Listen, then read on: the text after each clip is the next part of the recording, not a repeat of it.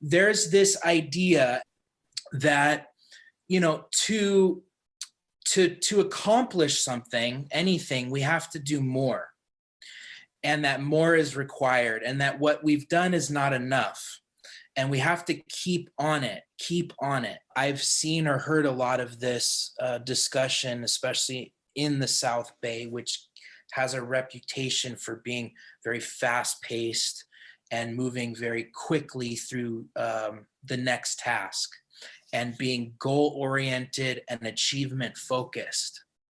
And what this time, this quarantine time, the social distancing time, what it's offered us is an opportunity to get in touch with and connect with ourselves. What does that mean? To connect with oneself? It sounds nice on paper as a concept, but does anyone have firsthand experience in that? What connecting to yourself looks like, feels like, sounds like? Well, over quarantine and like online learning, I've definitely had to figure out my boundaries with the screen time and all of that. Like sometimes I'll be so fatigued from it that I like have had to recognize how or just when is enough for me. And like I figured out a way to set up those boundaries and be okay if I like really don't feel well, then I'll email my teachers and just say like I need to take the day off or whatever. But yeah, that's just an example of something I've gotten to develop over quarantine, and like, just knowing when's enough for me, and yeah. What our limit is for things is one way, a great way to connect with ourselves. And for those that aren't in practice for that self-reflection and self-connection, that can be a great start for a human being to understand, what is it that stresses me out, and what's my tolerance for certain things? What's my limit? What's my limit for screen time? What's my limit for being inside? What's my limit for stress? How do I know I'm starting to get stressed? How do I communicate those limits to the people that need to know in my environment?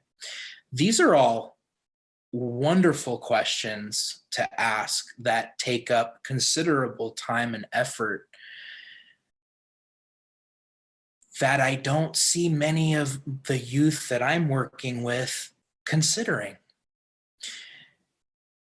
In the vein of wanting to get more and do more and be more, that is the piece that's often overlooked. Connectivity with self during a time in our lives, maybe perhaps one of the only times in our lives where we're actually being told by the powers that be to slow down, stay inside, and keep things simple. Mind your business. Make sure you stay safe. Wash your hands. Wear your mask, et cetera, et cetera. It's individualized to you.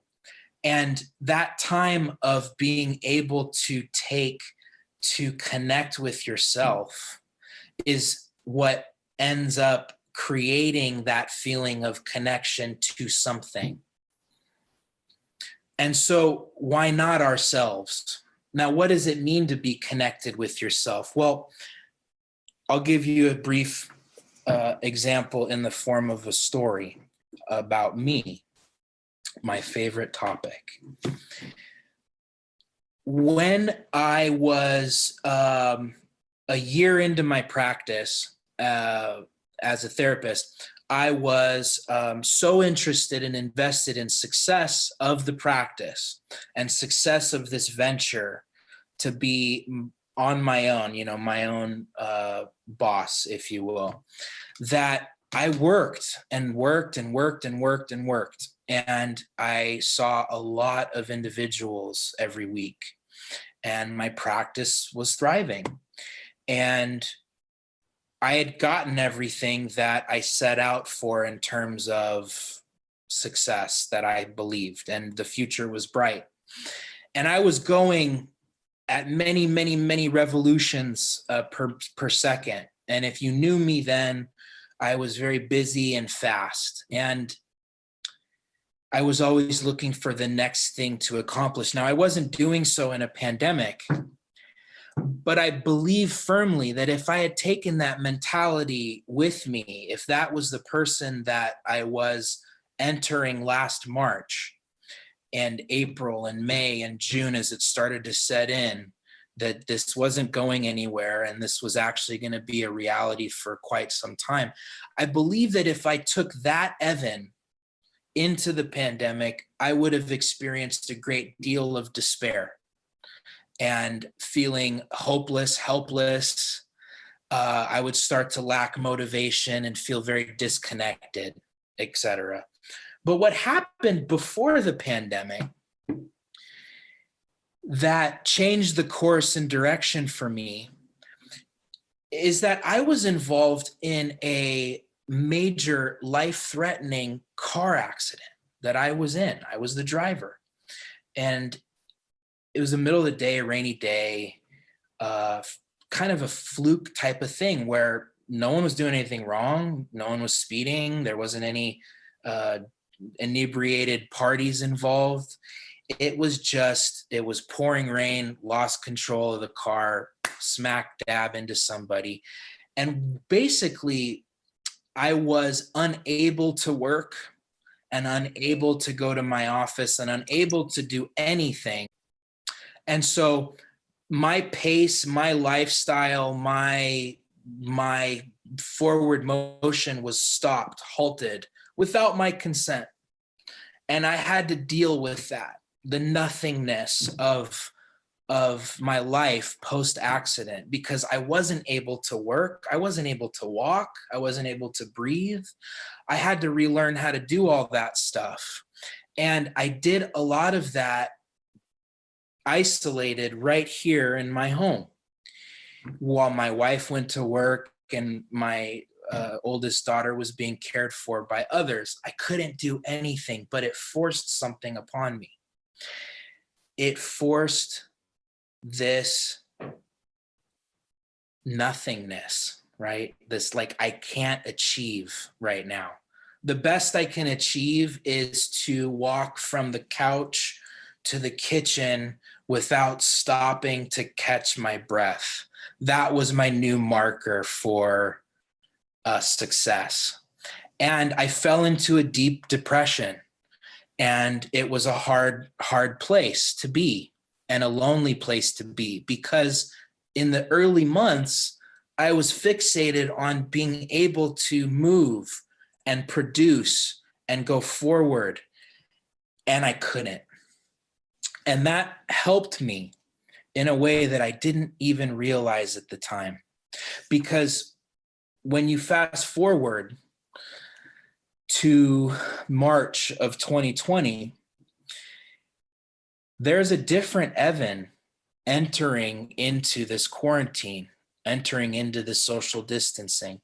And this was a person who had the opportunity given to slow things down and to reconnect with myself and to understand what am I? Not that I know and have a definitive answer, but that I'm constantly reflecting on that. And it's ever changing, and I'm checking in with myself, and I'm looking for opportunities to slow down as often as I can. And I'm now constantly questioning, having more of a debate about production and accomplishments and the things that used to drive and motivate me. Now, I have my practice, and I still am able to go in and work with people, but it looks very different than it used to. And what I was able to do during that time was formulate a deep, much deeper than I had ever had, connection with my wife, who was coexisting with me this whole time, but we're like ships passing in the night often. She's working, I'm working, And, we check in at the end of the day over our, favorite episode of something. And that's it. Go to sleep, wake up, do it all over again. And let me tell you, the feeling of intimacy and connectivity that can come with that type of relationship, that partnership, that lights me up inside and gets my chemicals flowing and makes me feel so good and connected to myself, to her, that I'm seen by another person, understood and known by another person. That came when I couldn't go out into the world and accomplish. It's not black and white. What I'm not saying is to stop all aspirations and forward motion and put all your goals in check. My point is that we can become fixated on more, and we can become fixated on accomplishments and moving and figuring out ways to overcome, when really, I think some of the best opportunities come to us to connect when we slow down, sit back, check in with ourselves, ask ourselves, what do I care about really? What do I believe in? What is my purpose? If my purpose was once to go to school and be with my friends socially and have as much fun as I can and get okay grades, because that's not that important to me, well, then what's my new motivation? What's my new purpose? And if your purpose was to get straight A's and you're not able to do that throughout the pandemic, then what's your new purpose? Or are you going to hold on tightly to the previous set of goals, thoughts, feelings? Or are we adjusting to meet this pandemic on all levels? Mentally, spiritually, emotionally, physically? And are we adjusting so that we aren't continuing to bang our heads against the wall out of frustration and self-reflection, but to be able to take this time and connect with ourselves and look for opportunities to have that real connection that happens when we're in the presence of another human being, when it's safe, when the time allots for it, when we are able to once again. So that's my little talk for today. I hope it helps in some way, shape, or form with not only what you're trying to do for South Bay Families Connected, but also you as individuals, human beings that are needing to take care of yourselves before you take care of others, that are needing to put your oxygen masks on first before running around the cabin to put others on, and to maybe focus as an offering from a mental health professional, which is still wild to think that,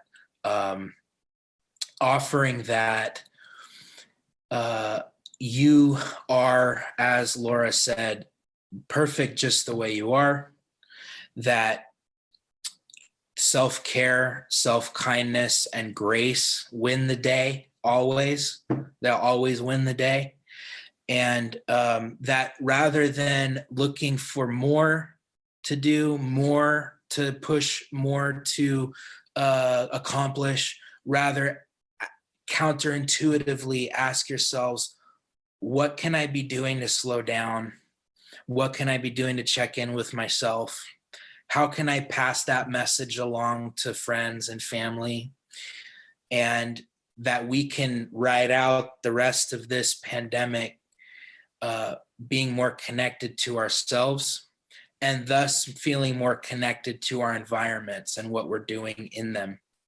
So I appreciate the opportunity. And if there are any thoughts, feelings, questions, comments, I want to leave the last few minutes open for that. and be available for that. So thank you. I think I'm feeling really inspired. I can't wait to think more about like connecting with myself, which I feel like I might have been lacking on in the past, especially with like this extra time that, I don't know, I was thinking of it more of as a handicap, but finally seeing like a new perspective really helped me to like, feel a need to like make some like big reflective changing thoughts. This hit very close to home for me in a good way. I absolutely relate to a lot of what you said about how like we're always thinking about what's next, and I really should just stop and appreciate what I have. And I will keep that in mind. I agree to everything that both of you said, and I will for sure be trying the Zoom meetings with my friends as well. And yeah, I just feel inspired to work on myself and create new goals for myself. I'm feeling pretty good about, like, that was a really good talk. I feel like I can focus more on myself, or like I should put more time to focus on myself and like do self-care and not worry as much as I am about school. Like, school is so important, of course, but I still need to like set aside time to just like take care of myself and like de-stress and relax. Like more understanding of like taking time for myself and taking time like to spend time with like family or friends, because that's definitely like human connection is like so important, and just overall being more understanding of like the current situation I'm in and like trying to make do with like the best that I have. It's made me like before this I've already kind of been self-reflecting, and it just kind of made me like I was kind of doing it unconsciously, and now I realize like it kind of helped me realize that I was doing that. I'm just like really moved by his story about like the car accident and stuff. And I feel like I should just be more grateful about my health and like my family's health during like this rough time. Like Reese and Teddy said, I'm kind of taking away like being more understanding with myself and also appreciating like the effort I have put in already. And like Laura said, like you're enough and stuff. Like I just need to think more about how, or appreciate the effort I have put in already instead of focusing on what I need to do more of. It was good to hear the stories during this meeting, and it'll be good to be able to like use what I heard today moving forward, like myself. Yeah, 100% agree with everything you said. I think focusing on like one's mental health is really important, and it's hard to like catch your breath during this pandemic when you're going like really fast and like can't take a break. I think it's like important to like stop and focus on like yourself and like family and friends instead of like, I really learned a lot from your experience, and I wanted to thank you for sharing it. Yeah, like Lily said, just, learning to, be proud of myself for how far I've come rather than stressing about what I have to do in the future, and just kind of taking that time to just, again, reminding myself that I am enough and I am proud of myself and everything that I've accomplished so far, instead of, like being mad at myself for not being able to do another thing or not being able to get to another thing yet. But, just taking a step back, looking at the big picture and just appreciating how far I've come. I am feeling more connected to myself right now, having shared something very true to me and vulnerable of me to share. And whenever I take my truth and I share it in a way that where I feel safe enough to share it, it always opens up my passageways and makes me feel much better and more connected to myself and to the group. So I'm feeling that right now very much.